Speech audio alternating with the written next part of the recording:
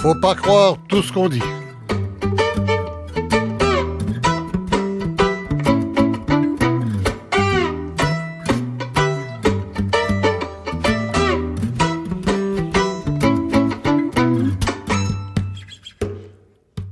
Bonjour. C'est comme si c'était un choc pire que celui des attentats de Paris, en fait. Et pourtant, pourquoi s'attaquer à l'aéroport et au métro de Bruxelles serait pire que s'attaquer au Bataclan et aux terrasses de bistrot de Paris? Pas de raison. Ou à la foule d'Istanbul, ou d'Ankara, ou de Bamako, ou de Bagdad. En fait, c'est pas un jugement, c'est comme une impression qu'on a cette semaine, comme « OK, cette fois-là, on a compris. Notre univers ne sera jamais plus pareil. » Personne ne l'a mieux exprimé d'ailleurs que Béatrice Delvaux, éditorialiste en chef au journal Le Soir, mercredi, au lendemain des événements, et je la rejoins tout de suite à Bruxelles. Béatrice Delvaux, bonjour. Bonjour. Béatrice Delvaux, permettez que je cite le début de votre texte au lendemain des attentats intitulé « Lettre à mon fils, virgule, à ma fille ». Cela fait 20 ans que je te mens. Je n'ai qu'une excuse, ça fait 20 ans que je crois mon mensonge. Je t'ai vendu ce monde comme celui des possibles, du grand voyage, de ces espaces que tu allais, toi, pouvoir arpenter, de ces peuples que tu allais, toi, rencontrer. Moi qui étais certaine que nous t'avions épargné la guerre en l'arrangeant dans les livres d'histoire. Je sais bien que vous êtes belge, vous êtes bruxelloise, ça se passe à Bruxelles, mais pourquoi cette fois, cette prise de conscience? Je pense que c'est pas cette fois. Ça fait c'est quelque chose que je pense, mais bon, je me suis rendu compte à quel point nous pensions, serait plus juste de le dire, depuis, on a vu la crise des réfugiés, on voyait les déferlements le retour des discours de haine, on a vu des gens à nos frontières repoussés avec d'autres qui leur tiraient dessus, entre guillemets, pour leur empêcher de franchir une frontière. Donc ça m'avait déjà terriblement, je me suis dit, bon, mon fils, parce qu'en fait j'ai pas de fille, mais j'ai un fils qui a 22 ans, et je me suis dit souvent, par rapport aux jeunes aussi que je vois autour de moi, dans la rédaction, etc., je me dis, mais oh là là, ça c'était pas ce qu'on avait prévu, c'était pas ça qu'on voulait leur laisser. En plus, si on ajoute, c'est vrai, il y a tout l'environnement, etc., il y a aussi, vous savez, j'avais été très touchée par tous ces meurtres racistes aux États-Unis, et j'ai beaucoup réfléchi. J'ai lu aussi le livre de Ta-Nehisi Coates, qui est ce journaliste américain qui a écrit une lettre à son fils en lui disant je croyais que tu pourrais être dans une société qui allait t'intégrer, mais je dois te le dire, tu es noir, et parce que tu es noir, on va vouloir te tuer. Et donc ça m'avait beaucoup marqué parce que voilà, et puis j'étais dans un auditoire d'étudiants récemment et je leur ai dit voilà, vous devez vous battre, et je me suis surprise moi-même à être un peu dépassée par une forme d'émotion en leur disant spontanément je suis désolée, ce monde-là il est comme ça et vous allez devoir vous mouiller les mains, vous pouvez pas rester spectateur. Donc voilà, c'est parti. Alors comme ça. votre conclusion, dernier paragraphe de cette lettre, vous dites: nous allons essayer de fixer ce bordel. Enfin, je me permets de traduire le B, 3 petits points que vous avez mis. Mais cela nous paraît de plus en plus clair. Tu ne pourras y échapper. Tu vas devoir te battre. Au moment où j'écris ces lignes, je croise simplement les doigts pour que ce ne soit pas au sens premier du terme, comme avant. Est-ce que vous y croyez vraiment? Ça, c'est ce à quoi je veux croire, parce que je pense qu'il faut vraiment... vraiment tout faire pour qu'on n'en arrive pas là. Or, on sait que, en l'occurrence, bon, c'est vrai que cette semaine, nous avons été frappés de façon énorme. C'est dans notre vie quotidienne que les morts se sont mis là. Aujourd'hui, là, cet après-midi, je viens d'apprendre que je connaissais une des victimes, et donc que je l'avais rencontrée, une jeune fille de 27 ans, en plus de tous les autres. Donc, on se dit, voilà, l'État islamique, entre Daesh, essaye via des jeunes gens qui sont instrumentalisés, en fait, et qui se font exploser au milieu de notre quotidien, sur nos terrasses, dans nos cafés, dans nos métros, dans nos aéroports. Ils veulent juste nous monter les uns contre les autres, c'est-à-dire en considérant que l'Europe, notamment, est une zone très faible et où on peut facilement peut-être faire monter des populations d'origine, entre guillemets, contre des populations qui sont belges, françaises, allemandes, etc., mais qui ont une autre religion.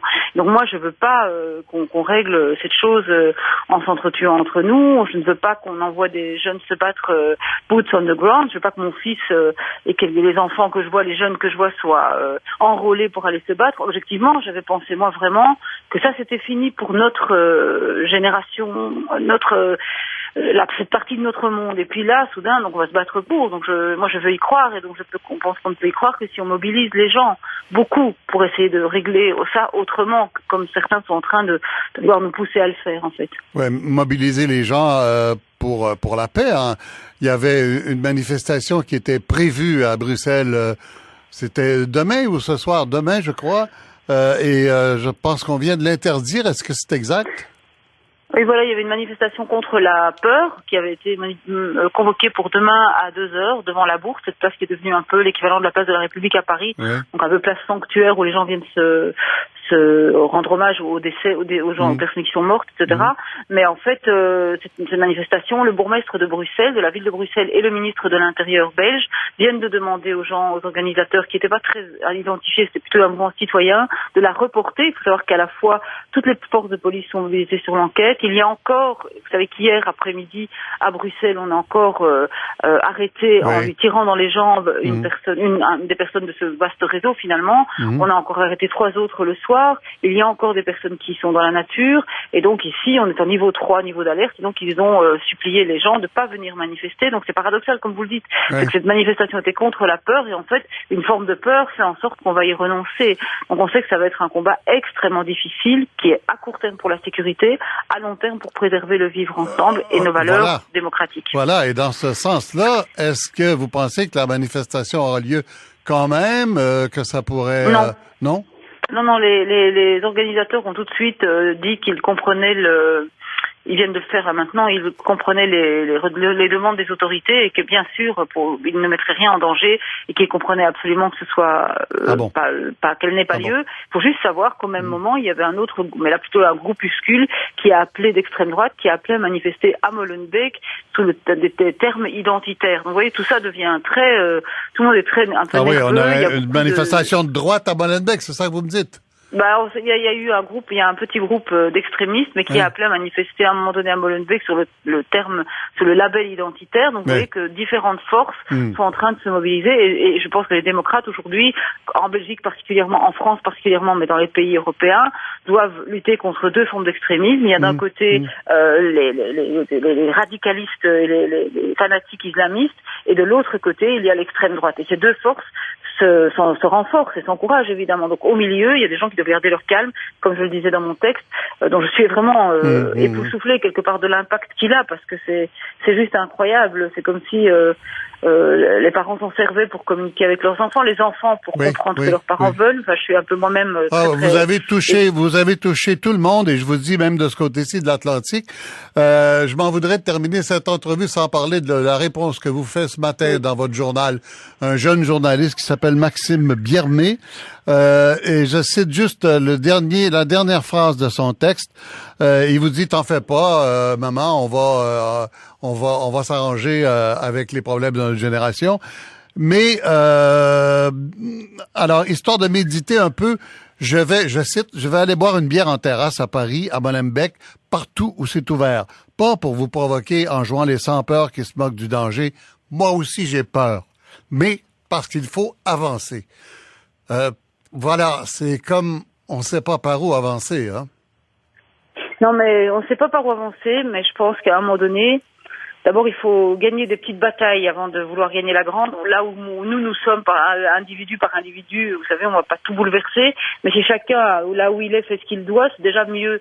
Et je pense que c'est cette idée, à un moment donné, plus on le fera ensemble, plus on aura de chances de réussir. Ce qu'il faut éviter, c'est de se diviser, parce que j'ai fait aussi un texte là ce matin qui racontait un peu combien Bruxelles a souvent été apartheidisée entre différentes communautés. Aujourd'hui, c'est ceux qui font des ponts, c'est ceux qui vont rencontrer l'autre et qui opposent une force de résistance commune face à ceux qui veulent foutre le bazar, quoi. Je veux dire vraiment. Et donc, je suis journaliste, je suis éditorialiste, donc mon but n'est pas d'écrire des lettres passionnelles et émotionnelles. Mais donc je retourne à mon job principal, qui est de donner de l'information, de rendre compte, de faire en sorte d'éviter que la terreur, ceux qui veulent nous balancer des histoires de complot, gagnent le champ. Donc moi, comme journaliste, je vais faire mon rôle, et je pense que chacun là où il est, s'il remplit sa fonction, est un outil de ce combat ensemble, intergénérationnel, ça qui est super avec ce jeune journaliste qui m'a répondu, au service d'une défense de valeurs que ces jeunes veulent continuer à faire prospérer et que nous avons été un maillon. Nous sommes un maillon d'une chaîne. Cette chaîne, elle a connu beaucoup de soubresauts. Nous sommes dans un très grave soubresaut aujourd'hui. Oui. On doit juste être aussi courageux qu'ont été certains de nos ancêtres. On doit faire face. Alors, Madame Béatrice Delvaux, éditorialiste en chef au journal Le Soir à Bruxelles. Merci infiniment. Merci. Merci beaucoup. Alors, écoutez, cette émission va se dérouler de la façon suivante. On s'en va tranquillement vers une table ronde avec 3 personnes qui sont devant moi, que vous connaissez, qui sont nos analystes ici, à Montréal, en studio. David Morin, de l'École de politique appliquée de l'Université de Sherbrooke et de l'Observatoire sur la radicalisation. Bonjour. Frédéric Méran, professeur de Sciences Po à l'Université de Montréal, directeur du Cérium. Et puis Stéphane Berthomet, que vous connaissez bien comme analyste en affaires policières et terrorisme. Alors, on revient à vous dans un instant, mais je vais rester encore un peu à Bruxelles avec Sarah Turine, qui est cette conseillère municipale de la commune de Molenbeek-Saint-Jean à Bruxelles. Donc, on a entendu cette semaine. Madame Turine, bonjour. Bonjour.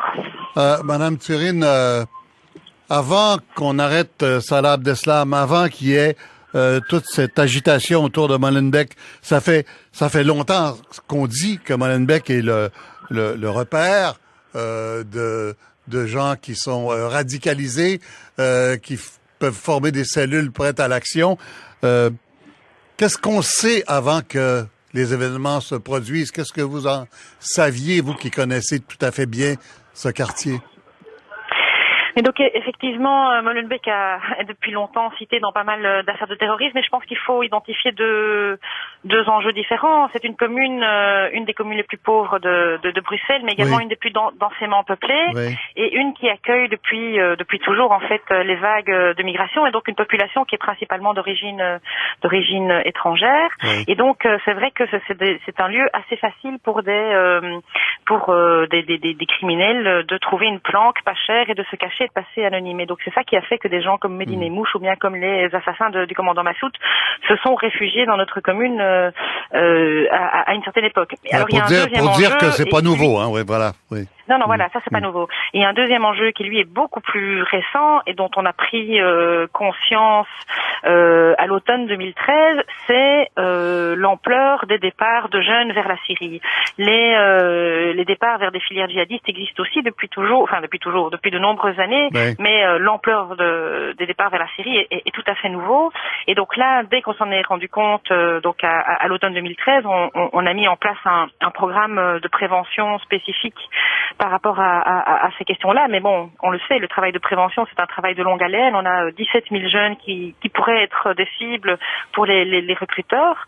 Voilà, donc il fallait d'abord former les travailleurs sociaux à ces enjeux-là, parce que c'était pas des enjeux faciles de comprendre ce qui se passe en Syrie, de comprendre comment fonctionnent les recruteurs, et puis on a mis en place toute une série d'actions pour permettre aussi aux jeunes de se saisir du débat et de pouvoir en parler. Mais ça, c'est du travail de fond que vous faites, que d'autres font. Enfin, vous êtes aussi universitaire en même temps. Je pense que vous êtes islamologue, c'est ça? Vous enseignez à l'université. Oui, tout à fait. Mais il y a des choses plus simple, comme il y a des mosquées qui sont radicalisées et qu'on connaît comme des centres de recrutement. On m'a nommé le centre islamique qui est mené par un cheikh irakien dans votre quartier, ou pas loin en tout cas, et qu'on sait qui fait du recrutement. Pourquoi ces gens-là restent libres d'agir? Mais donc le centre islamique, il est fermé depuis des années. Donc il y a eu effectivement, bien avant le conflit en Syrie, il y a eu quelques foyers d'un islam hyper radical et qui restait en tout cas dans le discours, qui restait dans les normes de la démocratie, mais effectivement hyper radical, des mouvements comme effectivement qui tournaient autour de ce centre islamique que vous avez évoqué, mais je vous dis qu'il est fermé depuis 2007. Oui, mais il y en a d'autres qui ont pris la relève. Non, en fait, non. Donc là où moi, il y a vraiment, je veux couper court à une rumeur, c'est que les mosquées ne sont pas les lieux de recrutement.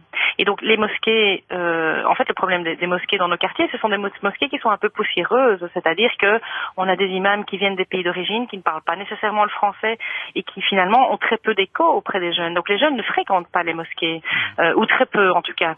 Les recruteurs sont plutôt des gens qui fonctionnent en fait sur l'espace public, mais de façon, au début ils le faisaient au vu de tout le monde, mais maintenant ils le font de façon beaucoup plus discrète. Ils vont là où se trouvent les jeunes, à savoir dans les parcs ou bien à la sortie des mosquées ou à la sortie de certains cafés, et ils abordent les jeunes et en quelques minutes ils repèrent si le jeune peut être une proie facile ou pas, et une fois qu'ils en repèrent un, eh bien, ils font copain, et puis petit à petit, c'est un travail d'embrigadement qui se fait. Et donc, ce ne sont pas dans les mosquées qu'opèrent les recruteurs. C'est un genre de travail difficile à encadrer par la police, donc...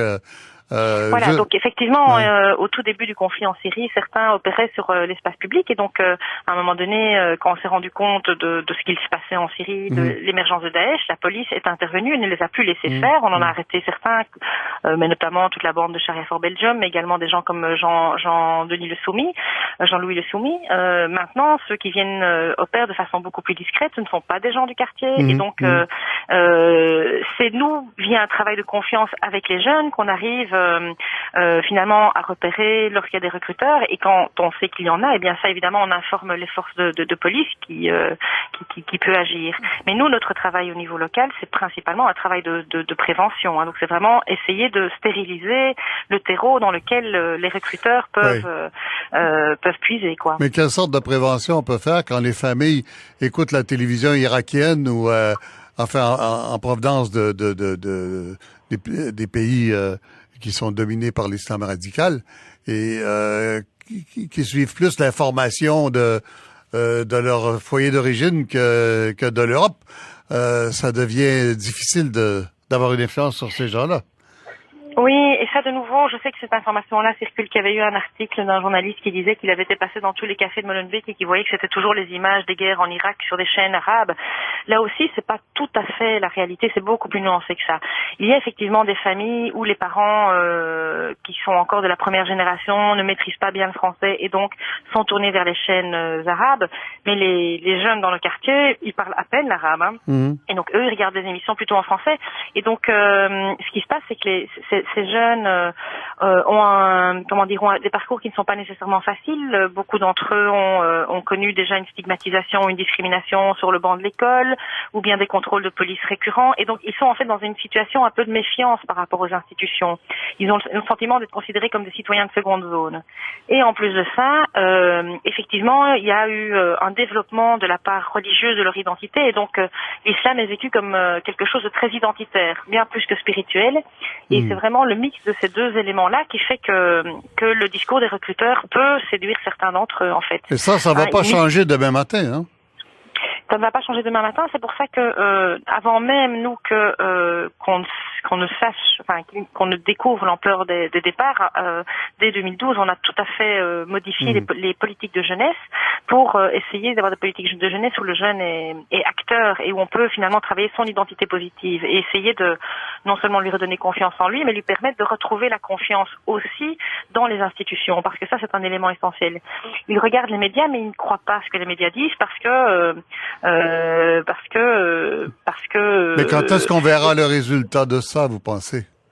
Ça, c'est un travail de longue haleine. Mais ceci dit, moi, j'ai pu voir chez certains jeunes qui avaient, il y a 1 an et demi, encore un discours un petit peu fasciné par rapport à Daesh. Je les ai vus évoluer au travers de tout ce travail de débat qu'on a organisé et qui aujourd'hui ont un regard beaucoup plus critique. Et je pense que à chaque fois qu'il se passe un attentat, Daesh cherche à nous diviser, mais en fait, à chaque fois qu'il se passe un attentat en Europe, ça provoque quand même un électrochoc auprès de ces jeunes aussi, qui se rendent compte qu'entre le discours de Daesh et la réalité, eh bien, il y a un problème, il y a un pas qu'ils n'ont pas nécessairement envie de franchir. Voilà.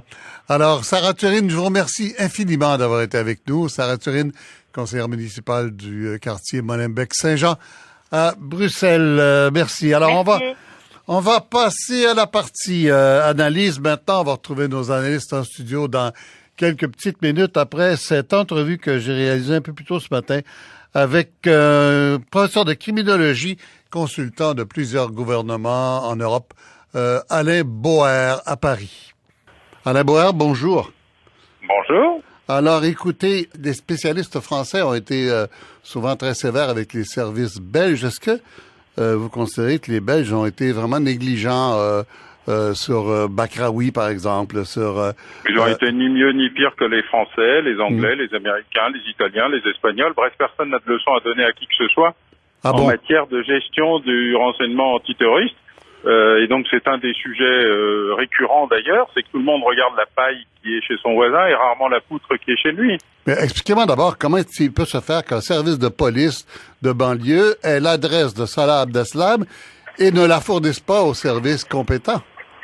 Ben, c'est pas le cas d'ailleurs. Le service de banlieue ou les services de police fournissent des renseignements aux services de renseignement, et les services de renseignement par arrogance, par culture du contre-espionnage, du secret et d'absence de partage, n'en font en général rien. Le service de police de Molenbeek a fait son métier, et c'est la police fédérale belge qui a ignoré la chose.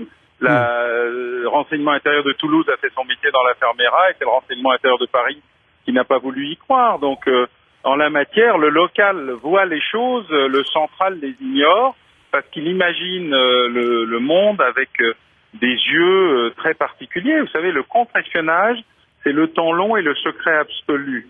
L'antiterrorisme, c'est le temps court et le partage absolu. Le problème, c'est que notre culture, dans tout l'Occident, est celle du contre-espionnage. Donc, on sent bien ce qu'est cette difficulté récurrente et ce qui explique ces ratés mécaniques. En fait, c'est pas qu'on ne sait pas assez de choses. On sait trop de choses, mais on ne sait ni les analyser, ni les comprendre. On doit comprendre à un moment donné. Je me souviens, j'ai vu ce film documentaire de France 2 après le Bataclan, où on nous montre les gens en réunion en cellule de crise. L'émission s'appelle Cellule de crise d'ailleurs, et où le ministre doit se fâcher pour que les services intérieurs français se parlent les uns les autres. Et là, on parle d'un service européen. Est-ce qu'on rêve ou quoi? Oui, bien sûr, puisque dans le bureau A1 du service de renseignement ne parle pas au bureau A2, qui ne parle pas au bureau A3, chacun étant au même étage. Parce que c'est la culture du contre-espionnage. Et dans la culture du contre-espionnage, on ne parle à personne parce que tout est dangereux, qu'il faut protéger ses sources et que le sujet est extrêmement sensible. C'est justement parce qu'il n'y a pas de culture de l'antiterrorisme que ça ne marche pas. Et ça ne marchera pas mieux dans le même service, entre deux services, qu'entre 25 services. Donc, vous croyez pas du tout au service centralisé européen qu'on essaie de mettre sur pied, là?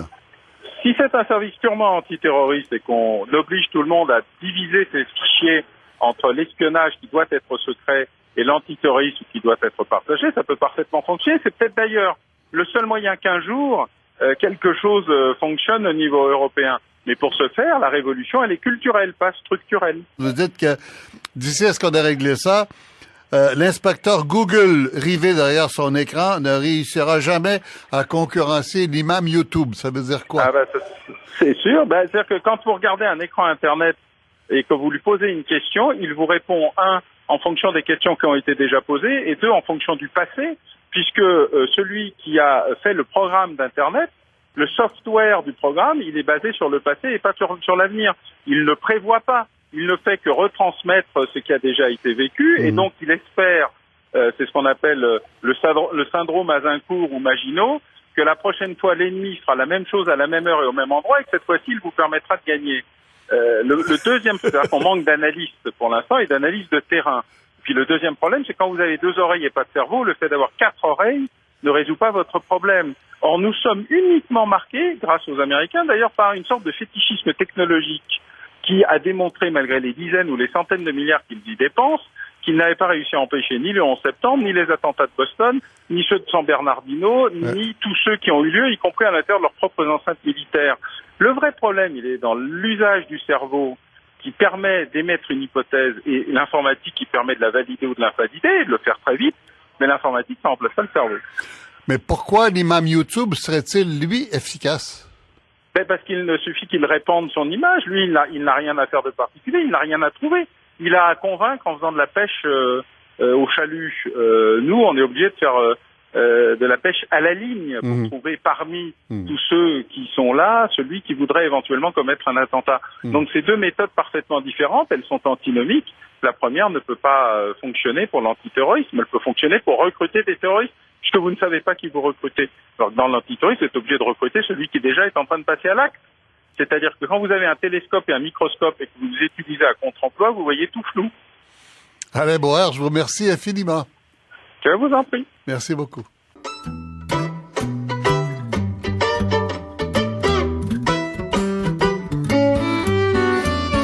Vous écoutez Faut pas croire tout ce qu'on dit avec Michel Lacombe sur Ici Radio-Canada Première.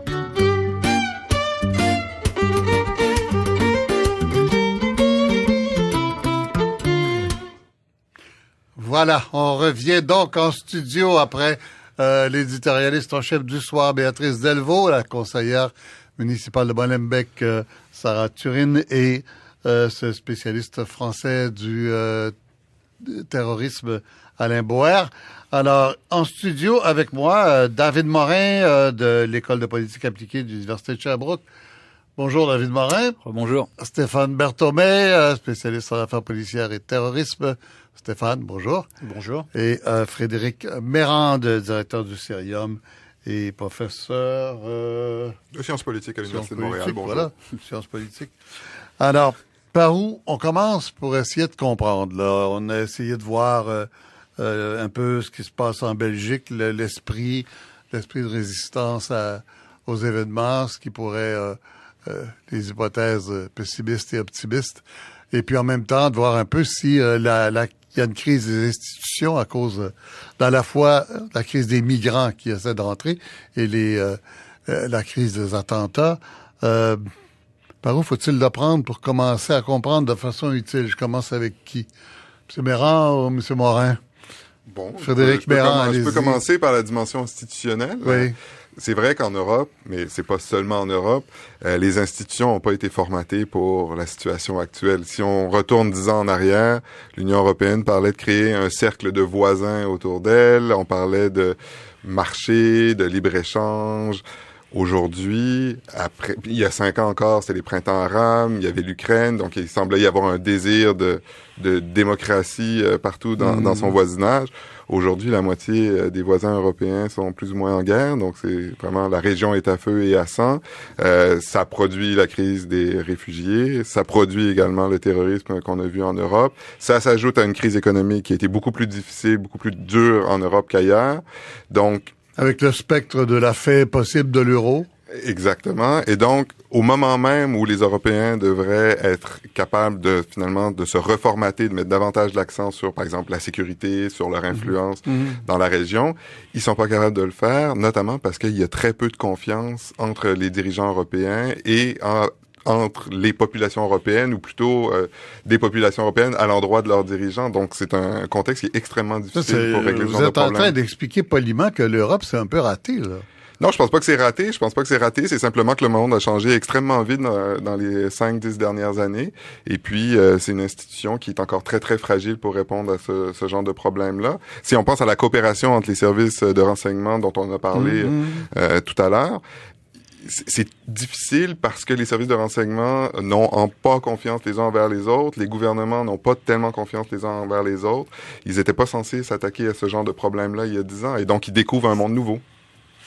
David Morin? Ouais, moi, je partage avec Frédéric l'idée que l'Europe est face à un défi important, mais en même temps, je pense qu'il faut qu'on se donne une profondeur historique dans ce débat-là. Il faut regarder d'où part l'Europe.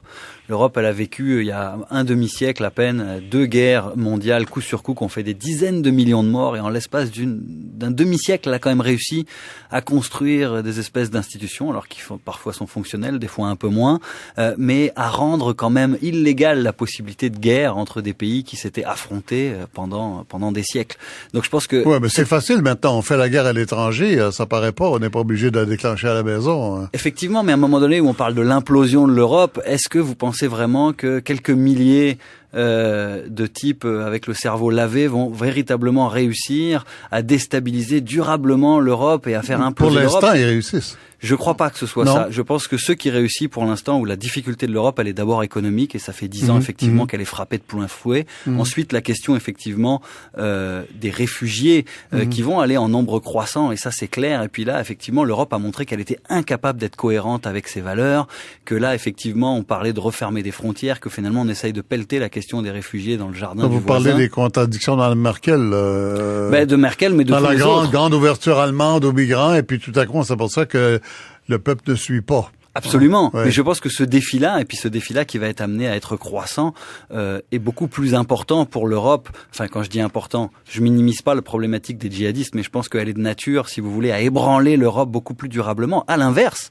peut-être que précisément la question des djihadistes va dans une certaine mesure unifier un certain nombre de gouvernements pour dire il y a ici une menace commune, gérons-la de manière commune. Parce que croire, contrairement à ce que des gens qui sont venus en visite ici essayent de laisser croire que la question du terrorisme et la lutte au terrorisme peut être nationale, c'est un mythe. Le mythe du sanctuaire national, c'est quelque chose qui repose sur l'idée que la menace est extérieure. Là, on n'a pas... Ça, c'est l'idée de fermer la frontière. Oui, ce qui est un petit peu ridicule en soi, pour au moins deux raisons. Est-ce que c'est pas plus facile, je vous pose la question de façon naïve, est-ce que c'est pas plus facile de trouver quelqu'un à l'intérieur d'un appartement que dans tout le quartier? Autrement dit, si on ferme les frontières de la France, au moins on sait qu'on ne cherche pas aux Pays-Bas ou en Allemagne ou en Finlande. Mais le terroriste s'annonce pas quand il arrive à la frontière. Il n'a pas marqué sur son front terroriste, donc il l'a franchi de toutes sortes de manières. Souvent oui, avec Bakraoui, on a vu que les services turcs avertissent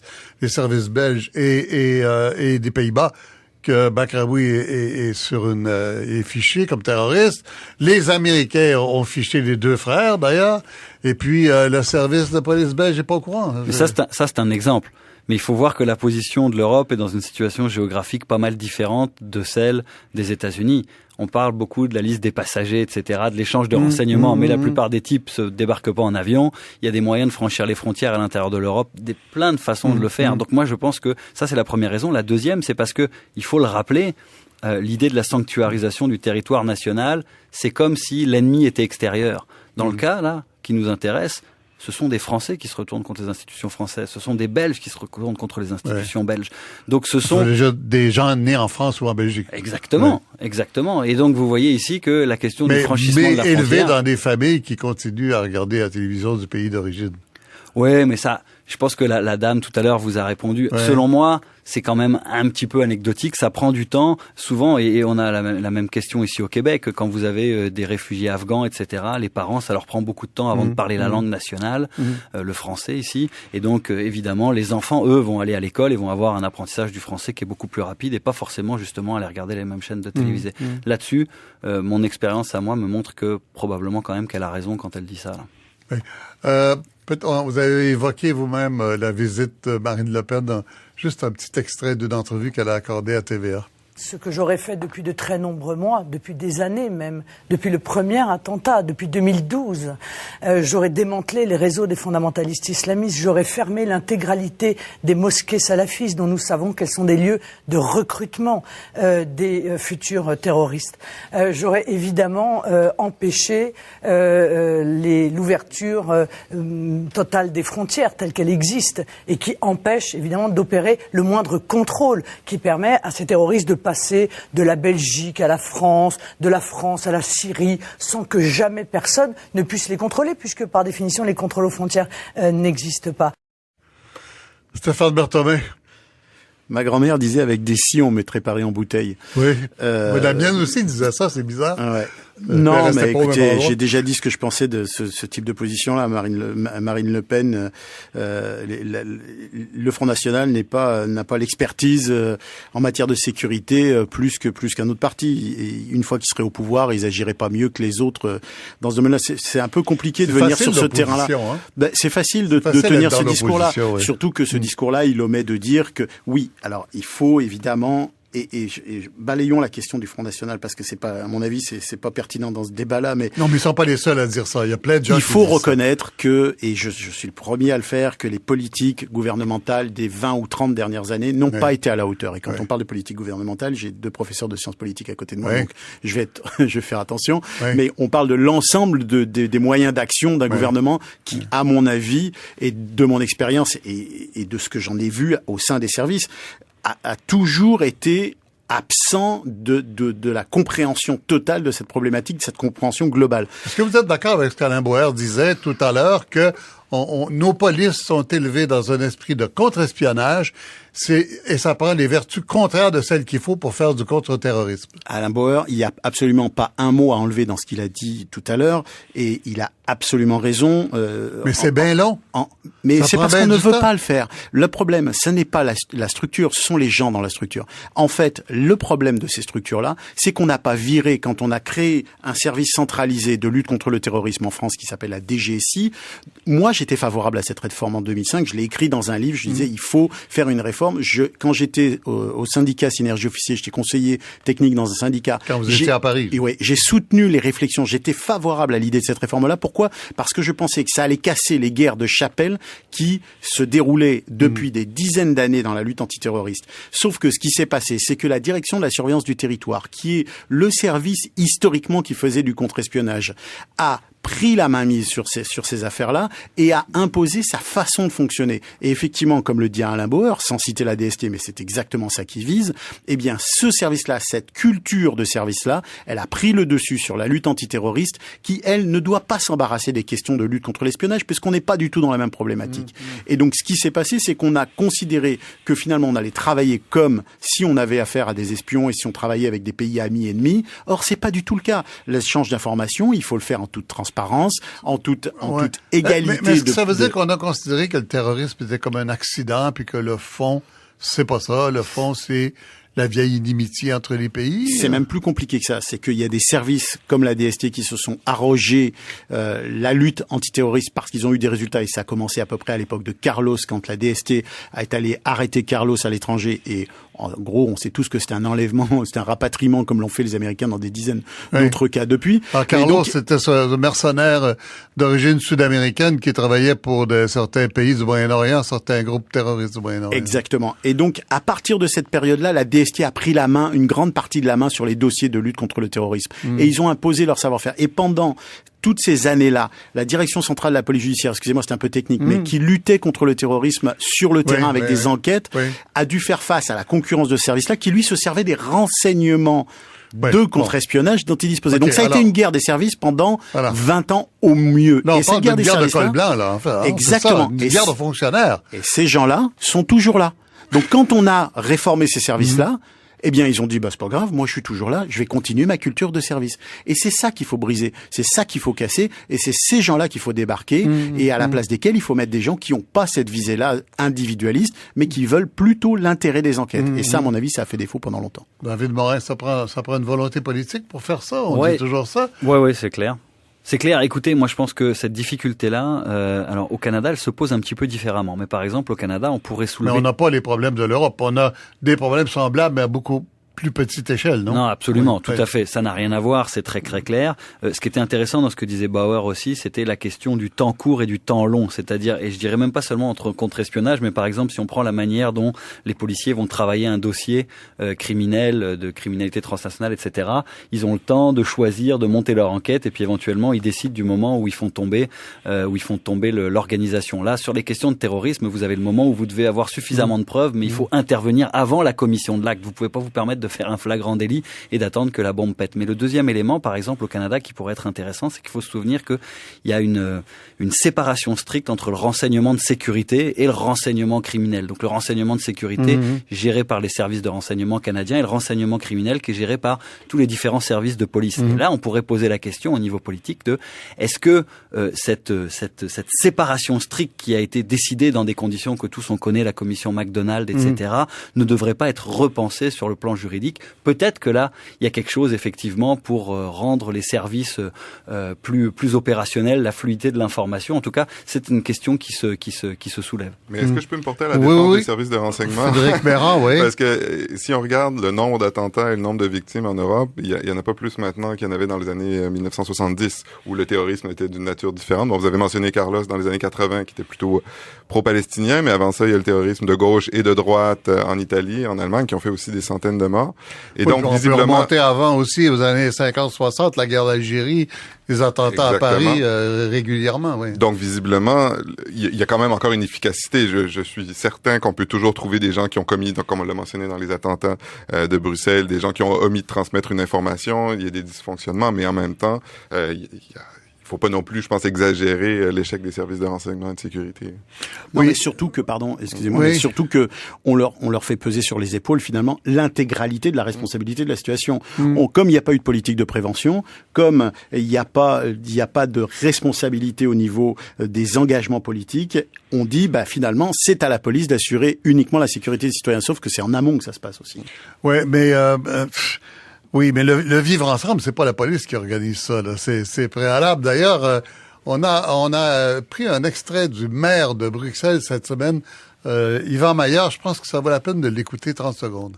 C'est une blessure importante et nous allons devoir vivre avec cette blessure et se demander, parce que ça l'enquête ne le montre pas encore, si cette blessure a été commise par des gens qui vivaient parmi nous, sans vivre avec nous, ou bien si c'était des gens venus de l'extérieur, nous n'en savons encore rien, et ça aussi va être déterminant. Mais si c'était des gens qui vivaient parmi nous sans vivre avec nous, je pense que la nuance est importante. Il faudra faire évidemment une grande analyse de notre société et de comment elle a pu produire des individus pareils. Oui, on revient un peu à ça qu'on discutait avec Béatrice Delvaux et Sarah Turine, des gens qui vivent parmi nous sans vivre avec nous. Est-ce que c'est pas ça le fond du problème finalement? Je pense qu'un des défis, mon avis, qui menace, oui. si on parle des défis auxquels l'Europe a à faire face, évidemment, l'Europe s'est quand même construite, je le disais tout à l'heure, dans le monde post-Seconde Guerre mondiale, avec des nationalismes extrêmement forts qui s'opposaient les uns les autres. En l'espace de 50 ans, les quelques dirigeants politiques un peu volontaristes se sont évertués à construire des valeurs communes en Europe, mais on sait que la question de l'identité européenne a toujours été une difficulté. Le paradis terrestre. Oui, c'est vrai. En tout cas, ce qu'il nous disait, c'était pas forcément que ça serait le paradis, mais que ça permettrait d'éviter l'enfer, ce qui est déjà pas mal en soi. Et donc, je vous dirais que, évidemment, cette question-là, la question d'une entité commune européenne a toujours été quelque chose de fragile. Moi, là où je vois effectivement aujourd'hui un défi majeur, c'est que une des conséquences du djihad ou du djihadisme, c'est précisément de créer le chaos en Europe. Et donc, si on ajoute le djihad plus l'afflux des réfugiés, et là, on le voit en ce moment, quand même, on l'a vu dans les dernières élections allemandes, on le voit en France, il y a une montée de l'extrême droite, il y a quand même une montée de l'intolérance, et ça, à mon avis, pour l'Europe, qui s'est construit sur la base de valeurs communes, sur une base, je dirais, où on voulait intégrer la diversité, etc. Ça, c'est un enjeu. Parce que là, effectivement, on pourrait assister dans la prochaine décennie à une montée de l'extrême droite, et l'histoire européenne montre que l'extrême droite a fait très mal. Et pas donc, dans les prochaines décennies, David, non? Dans les prochains mois, l'année 2016, l'année 2017 vont être dans la plupart des États européens, je pense, définis par la montée des partis d'extrême droite, voire, dans certains cas, ils arrivent très proches du pouvoir. On est encore là, on est encore dans la montée des partis d'extrême droite, on est encore dans peut-être que Marine Le Pen va se rendre au deuxième tour à la présidentielle française, on est encore là-dedans? Plus que jamais. Ah oui? Politiquement, si vous regardez... Ça peut pas avoir l'effet contraire. Le pays... Ça peut pas avoir l'effet de réveiller la solidarité des gens, non. Je pense que ça peut avoir cet effet-là chez certaines catégories de la population, ce qui n'exclut pas la montée de l'extrême droite. C'est-à-dire que des personnes, comme par exemple un électeur vert, va pas nécessairement devenir plus conservateur ou xénophobe à la suite d'un attentat comme celui-là. Mais si vous êtes déjà plutôt conservateur ou plutôt inquiet, ça peut vous amener vers des partis plus à droite. C'est exactement ce qui s'est produit en Allemagne, qui est un pays qu'on pensait complètement immunisé contre l'extrême droite depuis 40 ans. L'alternative pour l'Allemagne a fait quand même 25% dans certains Länder aux dernières élections régionales. Donc c'est vraiment très inquiétant. En France, c'est la même chose. Le vaccin contre la grippe n'a pas fonctionné cette année-là. Il semble qu'il ait bien fonctionné, le vaccin contre la grippe, mais pas contre ça, non. Oui. Écoutez, une crise économique, une méfiance vis-à-vis des institutions européennes, une insécurité qui est représentée par toutes sortes de choses, le cocktail détonnant est parfait pour effectivement assister là à une montée des extrémismes en Europe. C'est exactement ça, et historiquement, à chaque fois que vous avez eu ces trois éléments-là, ça s'est mal fini. Donc là, le défi de l'Europe, effectivement, c'est d'arriver à gérer ce qui s'en vient, parce que et moi c'est ça qui m'inquiète le plus pour l'Europe. Encore faudrait-il qu'il y ait des figures qui représentent autre chose, qu'il y ait des leaders politiques qui proposent quelque chose. Est-ce qu'il y a quelque chose que vous voyez qu'on voit pas, qui est plus subtil, qui est plus Frédéric Bérand, David Morin? Alors, en ce moment, disons que la gauche se porte mal. Si c'est à la gauche que vous faites référence, là, se porte mal. Ça peut être la gauche ou une droite intelligente, je sais pas. La Belgique est un cas intéressant parce que, notamment en Belgique francophone, il y a depuis un certain temps une réflexion, notamment chez les partis verts, partis socialistes, sur qu'est-ce que serait une réponse de gauche ou une réponse sociale à la radicalisation et aux menaces terroristes. Mais c'est pas quelque chose qu'on voit, par exemple, en France où le Parti socialiste est au pouvoir. Ils ont plutôt pris adopté une réponse plutôt disons, de droite, pourrait-on dire, plutôt sécuritaire. Donc, non, je vois pas vraiment. Le problème de la gauche dans un débat comme ça, c'est qu'elle est toujours soupçonnée d'avoir fait une politique angélique. Elle est toujours soupçonnée de pas avoir pris la mesure de bisounours, exactement, de pas après avoir pris la mesure de la menace, etc. Et je pense que c'est toujours un défi pour la gauche de montrer qu'elle est capable de faire coïncider une politique sociale et une réflexion sociale à plus moyen terme, mais en même temps qu'elle ne porte pas atteinte à la question de la sécurité et qu'elle est capable aussi, sur le volet sécuritaire, d'être extrêmement présente. Mais à chaque fois où la gauche fait de la surenchère sur le volet sécuritaire, elle perd la gauche de la gauche. Ouais, c'est ça. Et donc c'est une situation extrêmement difficile pour les gouvernements européens à l'heure actuelle. Ouais. Stéphane, pour les services de sécurité, est-ce qu'il y a une différence entre un gouvernement de gauche et un gouvernement de droite ou pas du tout? Dans les faits, c'est contraire à l'image qu'on s'en fait, justement, parce que on entendait justement tout à l'heure Alain Bauer, et faut savoir que la France et un gouvernement de droite était au pouvoir en 2008, par exemple, alors que la France prenait la présidence du Conseil de l'Union européenne. Avec un monsieur Sarkozy, je crois. Avec Nicolas Sarkozy. Moi, j'étais au secrétariat général des affaires européennes à l'époque, et je me rappelle très bien, puisque j'étais dans ces dossiers-là, on s'est battu pied et poing pour empêcher la PNR, le Passenger Name Record, de fonctionner entre l'Europe et les États-Unis, parce qu'il y avait des positions de fond qui faisaient que... Alors ça, c'est quoi PNR? C'est un registre universel des passagers des lignes aériennes? En gros, c'est un échange d'informations, d'informations individuelles sur chacun des passagers sur les lignes aériennes et internationales. on résiste à ça au nom de quoi? De la confidentialité des renseignements personnels? Exactement. L'Europe ne voulait pas partager ces informations avec les États-Unis, à juste crainte, pour d'une certaine façon, puisqu'il faut se souvenir quand même de ce que les Américains font des données individuelles. Mais il faut quand même se rappeler de ce genre de choses-là. D'autres points, faut se rappeler aussi que pendant la période de la présidence de Nicolas Sarkozy, et aujourd'hui on entend beaucoup la droite donner des leçons à la gauche, on a aboli on a limité le recrutement de la police nationale, et on a fait partir entre 8 et 10 000 fonctionnaires selon les estimations. On a dégraissé en fait la fonction publique. Et où on l'a dégraissé dans les corps policiers, on l'a dégraissé dans les corps antiterroristes, où on disait, regardez, il se passe rien. Ça fait 10 ans qu'il se passe rien en France. Donc, vous avez pas besoin de moyens, on va les donner à la criminalité organisée, ou on va les affecter ailleurs. Ouais. Et ça rejoint, en fait, ce que disait encore une fois Alain Bauer, c'est cette manque de prospective, cette manque de visibilité à long terme, de vision à long terme. Dès que les choses ont l'air de se calmer, on dit allez, on va prendre les billes, on va les mettre dans d'autres paniers. Mais non, la lutte antiterroriste, c'est pas comme ça que ça fonctionne. Ça fonctionne surtout quand il n'y a pas d'attentat, parce que c'est là que les policiers ont le temps d'enquêter, c'est là qu'ils ont le temps d'analyser. Et encore une fois, un dernier point, l'analyse, il n'y a pas d'analyse. Ici, en France, il n'y a pas d'analyse. Il y a de la collecte d'informations, mais il y a très peu de gens qui font de la bonne analyse, et ça, tout le monde le dit aujourd'hui. Frédéric Bérand, 30 secondes pour sujet d'espoir, ce sera pas trop long, ça va se corriger, ça va... non, je pense qu'il faut pas s'attendre à ce que ce soit le dernier attentat, premièrement. Il s'attaque à des cibles faciles, quand même. Une station de métro à Bruxelles, c'est très facile.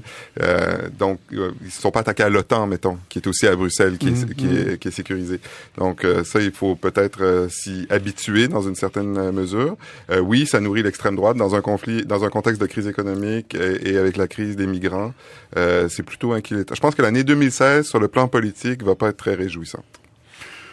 Bon, alors, Frédéric Bérard, David Morin, Stéphane Berthommet, et puis il y avait en Europe Béatrice Delvaux, Sarah Turine et Alain Boer. Merci beaucoup. Merci à Charles-Antoine Lemay à la technique, Sylvie Meloche à la recherche, Alexandre Beaulieu, l'adjoint de la réalisatrice aujourd'hui, Marie-Odile Marcoux-Fortier. Ici Michel Lacombe, à samedi.